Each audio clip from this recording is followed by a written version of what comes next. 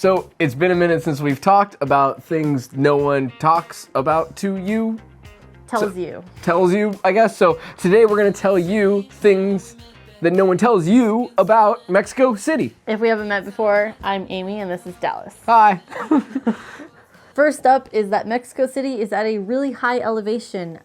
In Denver, Colorado, a lot of people in the United States think that that's a high elevation city, but fun fact, Mexico City is actually about 1,100 feet taller than Denver. So there you go. Higher in elevation, yeah. So when you're walking around, you really feel it. You get winded. Yeah, you get really winded. You can't, I went up 3 flights of stairs at our Airbnb and I was just dying, gasping for air like I was on Mount Everest or something, and it realized real quick I'm just out of shape. But the elevation was my excuse, so just be prepared for that. Speaking of being prepared, weather can get nuts there. We went in September, the end of September, and I'm bad with months, and it was just gushing rain. That sounds so weird. It was gushing rain, though. It was gushing rain. It was just pouring rain, though. It was the most rain I've seen in so long. Yeah. And what I also noticed was that Mexico City is so uneven and stuff, like all the roads, that there's just giant puddles everywhere when it rains. So if you have just one pair of shoes and it's pouring out, you're going to get your shoes wet. So just be prepared for weather. And then the next day it can be super hot, or in 3 hours it can be super hot. So be ready for a lot of changes. Mm-hmm.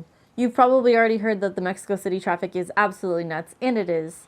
Just remember when you're walking across the street that the buses in Mexico City, specifically the city buses, follow their own set of rules. They're able to cross lanes and park in sections that seems like they shouldn't be able to, so just be aware of that because they might go somewhere where you're standing. Yeah, the system is totally different. It feels like what we would consider a bike lane, they can go the opposite direction of traffic with a full city bus. So just be prepared. I'm sure there's a system that everybody there's this makes sense, but if you're a foreigner going there, understand that it's not all one direction. It's just trippy. Just be ready for the traffic and the keep your eye on the buses. Yeah. So on Sunday mornings, they do a really rad thing where they close down some of the main avenues throughout the city, and you can actually ride bikes, or there were people jogging, people rollerblading. That's still a thing. Rollerblading like crazy there, but that was really fun. So if you're looking for something that's free, you can do that. I think you can rent bikes everywhere. There's those city bike type things. There's Lime scooters. There's a million different ways to transport yourself around the city. One really cool thing we found out about Mexico City is there's a ton of museums there. You could literally make a museum Mexico City trip. We went to a couple cool ones, including the Museo Soumaya, which was just amazing and free. We have another video which shows that if you want to check it out. But definitely recommend checking out the museums. There's also the Frida Kahlo House and Museum, which is one of the most popular attractions in Mexico City, and definitely recommend going to see that one and many other museums. Yeah, and I know with the Frida one, you have to go super early in the morning. We ended up skipping that one because there's so much to do. You're going to skip things you really thought you were going to make sure you did, and then you get there and you're like, I'm so overwhelmed because there's so much to do. But the museums, outstanding. Yeah. Nobody told me that there was that much street art in Mexico City. I figured there'd be a lot just because it's a metropolitan area. But it is amazing. I'm talking murals that are wrapping around entire buildings and just really interesting kind of installations and where they choose to put street art. And also some that were commissioned by the Joker movie, which was out around the time that we were in Mexico City. Yeah, it was really neat to see how they would, obviously these major motion picture companies were hiring street artists to go out and put out street art that was commissioned by them for a movie. So that was pretty cool to see. But it's just everywhere you look throughout the city, there's just either really old, historical, amazing detail or brand new creative thought happening on the sides of buildings. Sometimes in the same spot. Yeah, it's true. Chapultepec Park in Mexico City is an unexpected tourist attraction because it's this huge park. It's actually double the size of Central Park in New York City, and it's also where we got engaged. So it will forever have a special place in my heart. But there's actually a castle, I think 2 museums. At least 2. I think there's more than 2. It's huge. There's street vendors selling amazing food, and you absolutely have to go there, rent a bike, rent a paddle boat. They have some swan ones that I saw, so you can check those out if you're feeling crazy. But Go check out Chapultepec Park. Yeah, it's gigantic. I'd never heard of it, which is crazy to me that like, no, I don't know how I've never heard of this place, but I mean, I've never been to New York City either, but I've heard of Central Park a million times over, but this was very similar and seems like even bigger and better, maybe. I don't know. I'll let you know after I go to New York someday. Shopping is an interesting experience no matter where you are in the world. Everyone kind of lays out their stores a little differently. The way you interact with like cashiers or people that are selling their wares is always just a little different. Like in Thailand, there's a lot of like bartering back and forth. Here in Mexico City, we didn't see as much of that, like the bartering. They just kind of had a good price on stuff.